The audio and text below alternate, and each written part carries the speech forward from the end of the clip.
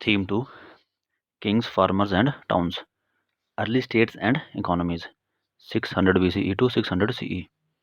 During this period, Rigveda was composed by people living along the Indus and its tributaries.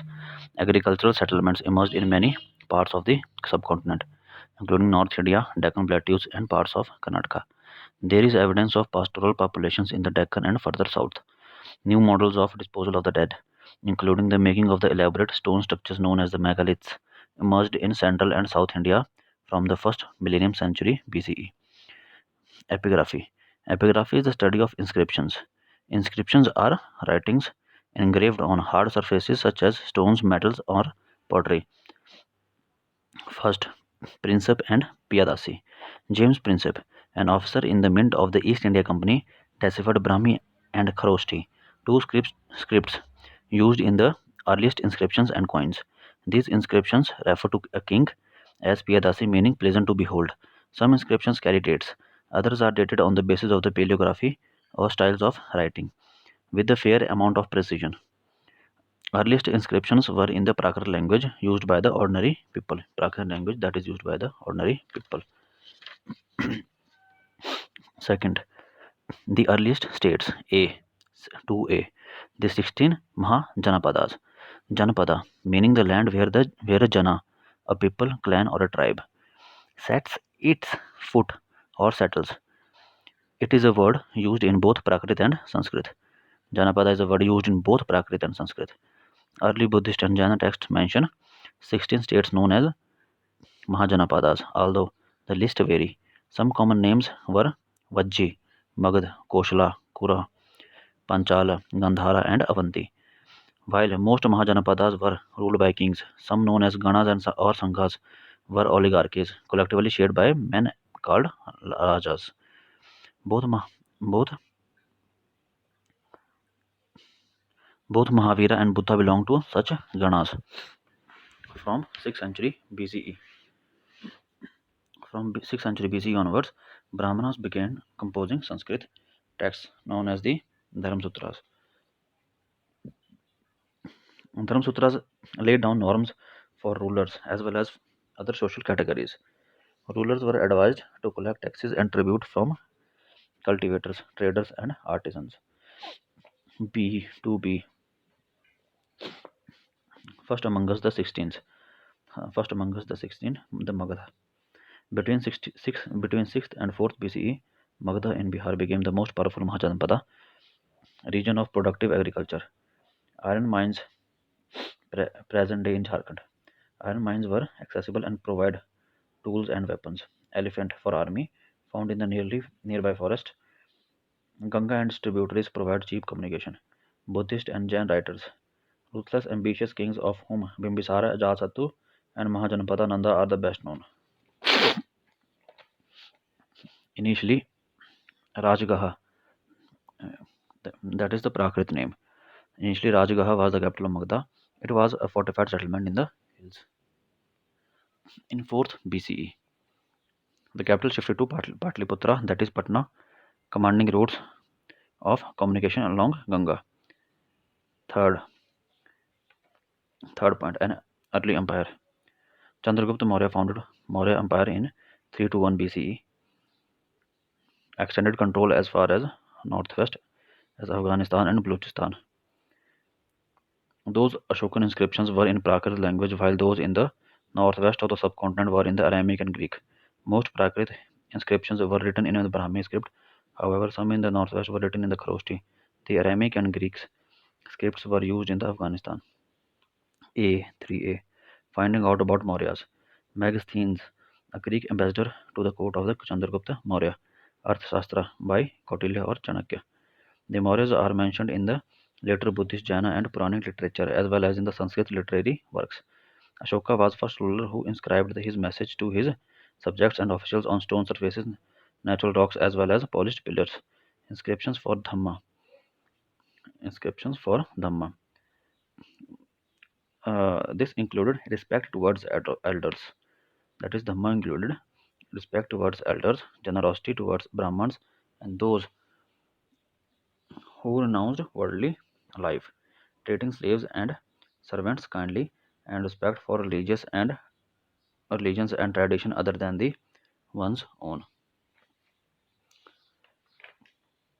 Then B, 3B, administering the empire. So the five major political centers in the empire, all mentioned in the Ashokan inscriptions. Capital was Patliputra and the provinces Taxila, Ujjaini, Tosali, and Swarnagiri. So the five major political centers were Patliputra, Taxila, Ujjaini, Tosali, and Swarnagiri. All were mentioned in the Ashokan inscriptions. Capital was Patliputra, and the main provinces were Taxila, Ujjaini, Tosali, and Swarnagiri. These centers were carefully chosen, both Taxila and Ujjaini being situated on important long distance trade routes, while Suvarnagiri, literally the Golden Mountain, was possibly important for tapping the gold mines of Karnataka. Magazines mention a committee with six subcommittees for coordinating military activities. First, one looked after navy, second managed transport and provisions, third was responsible for foot soldiers, fourth for horses, fifth for chariots, sixth for elephants. The activities of second subcommittee were rather varied, that is, which managed transport and provisions. The second subcommittee arranging for bullock carts to carry equipment, procuring food for soldiers and fodder for animals, and recruiting servants and artisans to look after the soldiers. Ashoka appointed special officers known as the Dhamma Mamata, which were appointed to spread the message of Dhamma. So, C point, how important was the empire? So, the fourth point, new notions of kingship. 4A, chiefs and kings in the south. The chiefdoms of the Cholas, Cheras, and Pandyas in the Tamilakam. The chiefdoms of the Cholas, Cheras, and Pandyas in Tamilakam, the name of the ancient Tamil country. Tamilakam is the name of the ancient Tamil country, which includes part of the Andhra Pradesh, Kerala, and Tamil Nadu, proved to be stable and prosperous. So the chiefdoms of the Cholas, Cheras, and Pandyas in Tamilakam proved to be stable and prosperous. A chief is a powerful man whose position may or may not be hereditary. The chief derives support from the kinfolk, from his kinfolk. His functions may include performing special rituals, leadership in warfare, and arbitrating disputes. The chief receives gifts from his subordinates, unlike kings who usually collect taxes, and often distributes these amongst his supporters. Generally, there are no regular armies and officials in chiefdoms. The Satavahanas, who ruled over parts of the western and central India between 2nd century BCE to 2nd century AD, and the Shakas, a people of Central Asian origin who established kingdoms in the northwestern and western part of subcontinent, derived revenues from long distance trade. So the Satavahanas and Shakas derived their revenues from long distance trade. B. 4B. Divine Kings. The visit of the Pandyan chief Sengutuvan. The visit of the Pandyan chief Sengutuvan visits the forest mentioned in the Silapatikaram in Tamil. Uh, One means of claiming high status was to identify with a variety of deities. This strategy is best exemplified by the Kushanas from 1st century BCE to 1st century CE, ruled from Central Asia to Northwest India. Kushana's history has been reconstructed from inscriptions and textual traditions. Colossal statues of the Kushana rulers in a shrine at Mat near Mathura. Similar statues found in a shrine in Afghanistan as well. Kushanas may consider themselves godlike. A Kushana like obverse Kushana king, and reverse King Kushana and a reverse deity. Obverse में Kushana था और reverse में deity. Many Kushana rulers also adopted the title Devaputra or Son of God, possibly inspired by the Chinese rulers who called themselves Son of Heaven. By 4th AD, larger states like the Gupta Empire emerged. Many of these depended on the Samantas. Samantas were men who maintained themselves through local resources, including control over land. Samantas were men who maintained themselves through local resources, including control over land. Samantas offered homage and provided military support to rulers. Powerful Samantas could become kings. Conversely, weaker rulers might find themselves being reduced to positions of subordination. Prashastis were composed in praise of the kings in particular and patterns in general by poets. Prayag Prashasti, also called as Allahabad pillar inscription. So the Prayag Prashasti, composed in Sanskrit by Harisena, the court poet of Samudragupta in 4th century CE. By Prayag Prashasti by Harisena, the court poet of Samudragupta in 4th century CE. Next point, Girnar, Junagadh, Gujarat. The Sudarshan Lake was an artificial reservoir. We know about it from the rock inscription of 2nd century AD in Sanskrit, composed to record the achievements of the Shaka ruler Rudradaman. Rudradaman claimed to have got the lake repaired using his own resources without imposing any tax on his subjects. Sudarshan Lake in Girnar, Junagadh, Gujarat. Fifth point, a changing countryside.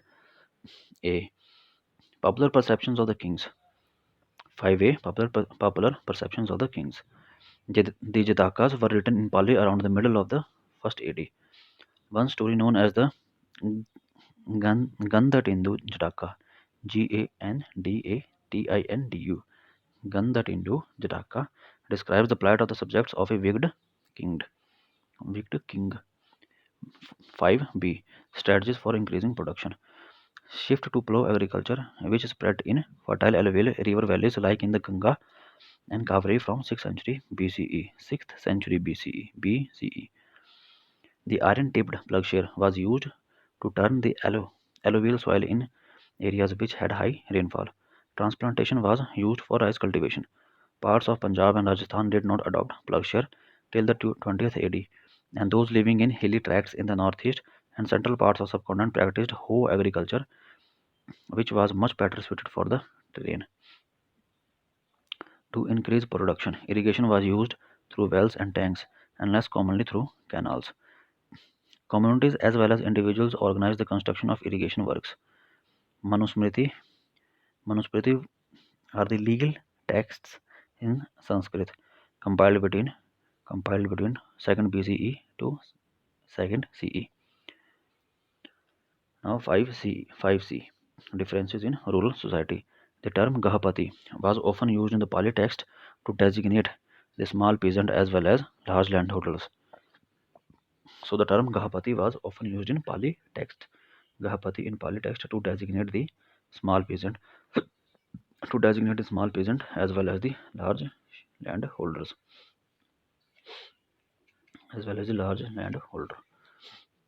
Gahapati. Next point, a large landholder. The large landholder as well as the village headman, whose position was often hereditary, emerged as powerful figure and often exercised control over other cultivators. Sangam test में क्या क्या mention किया हुआ है?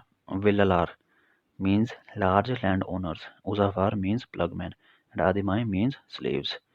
So in Sangam test, Villalar means large landowner, Uzafar means plugmen, and Adimai means slaves. Gahapati also known as wealthy merchant. Gahapati, small peasant and large landholder. Gahapati was owner, master, or head of a household who exercised control over women, children, slaves, and workers who shared a common residence. Also, the owner of the resources. Gahapati was also the owner of the resources, that is, land, animals, and other things that belong to the household. Harsha Charita is a biography of Harshavardhana, ruler of the Kannauj in Sanskrit, by his court poet Banabhatta in 7th CE. D. Land grants and new rural elites. Some inscriptions on the stones, but most were on the copper plates. Some inscriptions were found on the stones, but most were on the copper plates. Records that survived are generally about grants to religious institutions or to Brahmins. Most were in Sanskrit, especially from 7th AD onwards. Parts of the inscription was in Sanskrit, while the rest was in the local language such as Tamil or Telugu. Prabhavati Gupta, daughter of Chandragupta II from 375 to 415 CE. Prabhavati Gupta married to Pakataka family in the Deccan. According to Sanskrit legal texts, that is Manusmritis, women were not supposed to have independent access to resources like land. However, the inscription indicated that Prabhavati had access to the land. Some feel that the grants were part of the strategy adopted by ruling lineages to extend agriculture to new areas. Others suggest that the land grants were indicative of weakening political power as kings were losing control over their samantas. They tried to win allies by making grants of land. They also feel that the kings tried to project themselves as supermen because they were losing control. They wanted to prevent at least a facade of power. So next point, Prabhavati Gupta and the village of Danguna, Danguna Chanter was written in the third regnal year, engraved by Chakradasa. Engraved by Chakradasa. Grama Kutumbinas. Grama Kutumbinas means householders or peasants living in the village. Grama Kutumbinas means householders or peasants living in a village. An Agrahara. An Agrahara was land granted to the Brahmana. Agrahara was a land granted to a Brahmana who was usually exempted from paying land revenue and other dues to the king and was often given the right to collect these dues from the local people. Next point. They were people who were often beyond the reach of the officials or samantas, that is, pastoralists, fisher folk, hunter gatherers, mobile or semi sedentary artisans, and shifting cultivators. Generally, such groups did not keep detailed records of their lives and transactions. Next, when the Chinese pilgrim Xuanzang XUAN Xuanzang visited the city in the 7th century CE, he found it in ruins and within a very small population. कौन सी city की बात कर रहा है? Pataliputra, Magadh.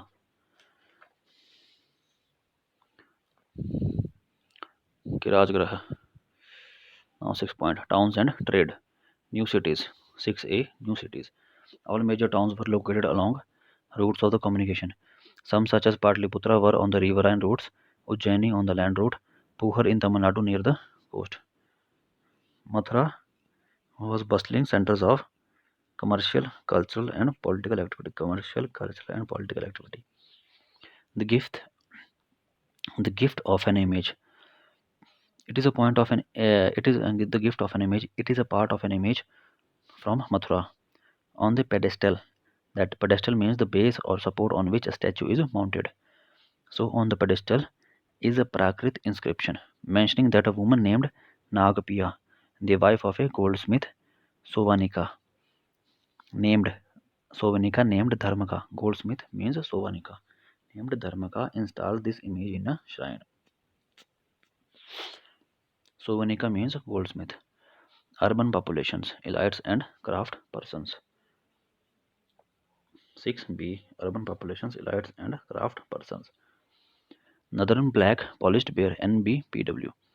Ornaments etc. of gold, silver, copper, bronze, ivory, glass, shell, and terracotta. By 2nd century BCE, we find short votive inscriptions which give information about donor and sometimes specify his her occupations as well. Example: washing folk, weavers, scribes, carpenters, rotters, goldsmiths, blacksmiths, officials, religious teachers, merchants, and kings. Sometimes guilds or shrines, organizations of the crafts, producers, and merchants are mentioned as well. So votive, what is votive? Votive is an inscriptions record gifts made to the religious institution.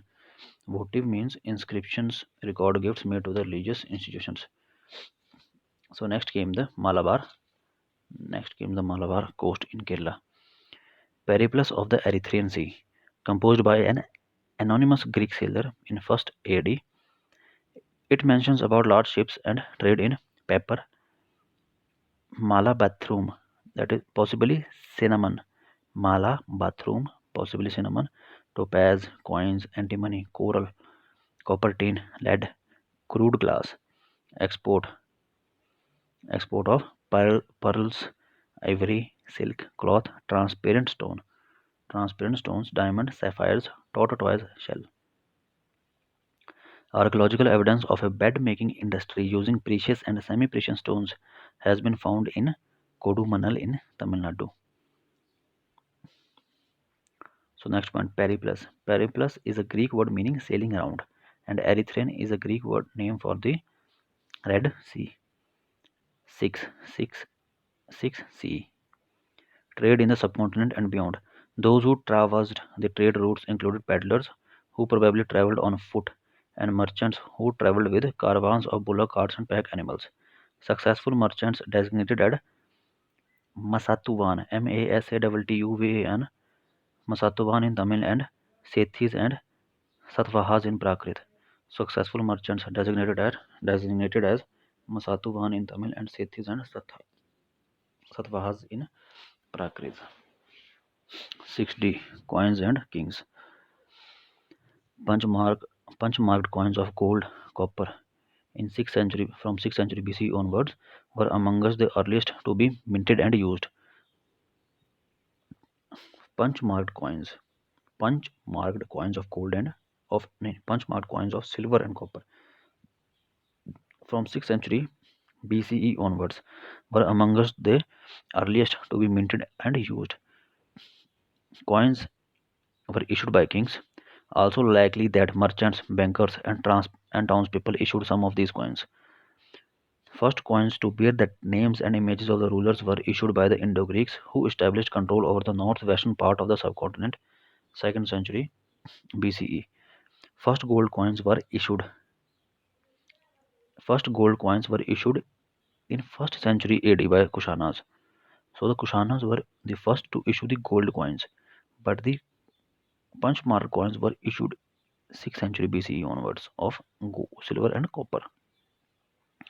So the first gold coins were issued by the Kushanas in 1st century AD, virtually identical in weight with those issued by the contemporary Roman emperors and Parthian rulers of Iran, and have been found from the several sites in the North India and Central Asia.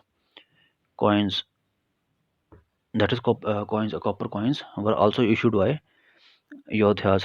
Copper coins were also issued by Yodhya tribal republics of Punjab and Haryana in 1st century CE. Gupta gold coins were remarkable for their purity.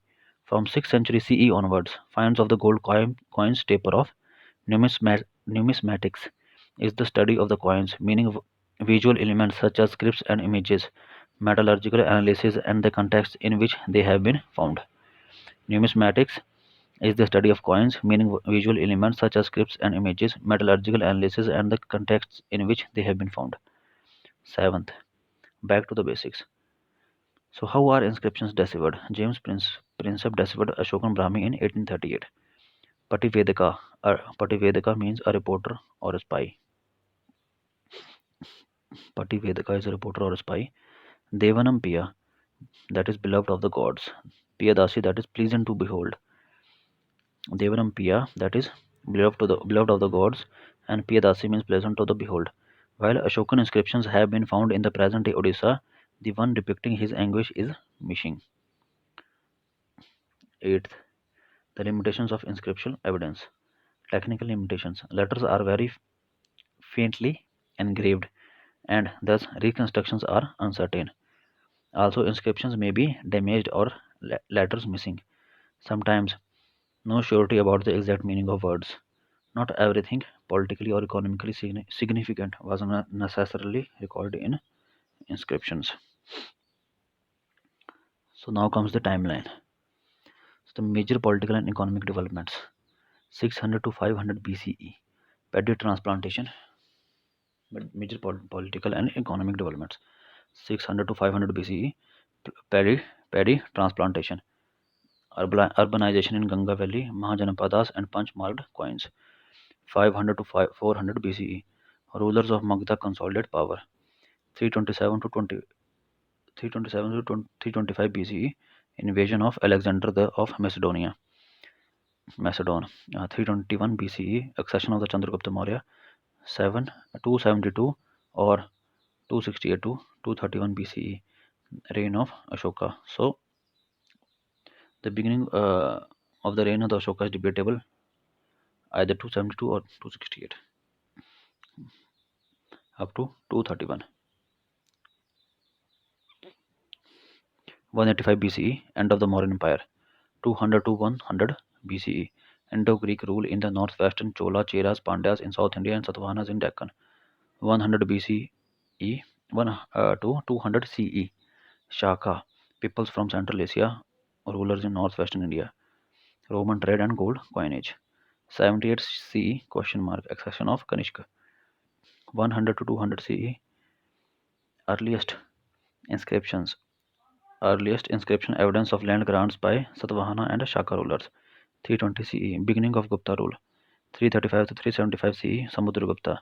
375 to 415 CE, Chandragupta II and Vakatakas in Deccan. 500 to 600 CE, rise of Chalukyas in Karnataka and of Pallavas in Tamil Nadu. 606 to 647 CE, Harshvardhana, king of Kannauj. Chinese pilgrim Xuanzang comes in search of Buddhist text. 712 CE, Arabs conquered Sindh. Sasobara. Now timeline number 2, major advances in epigraphy. In 18th century, 1784, founding of the Asiatic Society of Bengal by William Jones.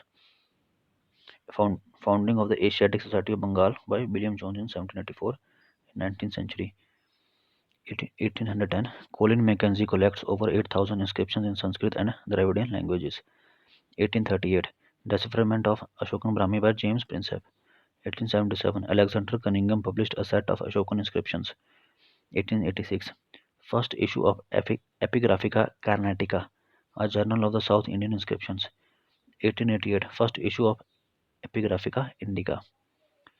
20th century, 1965 to 66, D.C.